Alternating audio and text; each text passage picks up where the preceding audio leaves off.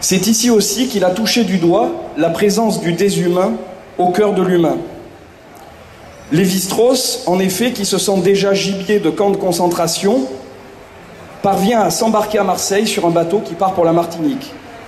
À bord, quoique juif, Lévi-Strauss bénéficie de l'exorbitante faveur d'occuper l'une des 2 seules cabines du fait qu'il avait fait précédemment la traversée en tant que passager de luxe et qu'un certain monsieur B ne se voyait pas de le transporter comme du bétail.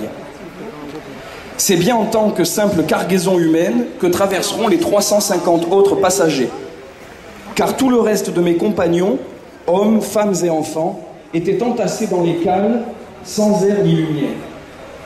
Atrocité de l'histoire qui semble bégayer. Ironie de l'histoire aussi, puisque la racaille, comme disaient les gendarmes, comprenait entre autres André Breton. Les 3 privilégiés qui partageront avec Lévi-Strauss la dite cabine sont un marchand autrichien, un mystérieux Tunisien juif emportant un Degas dans sa valise et un jeune béquet, riche créole, coupé par la guerre de sa Martinique natale et qui méritait un traitement spécial, étant le seul qui ne fut pas présumé juif, étranger ou anarchiste.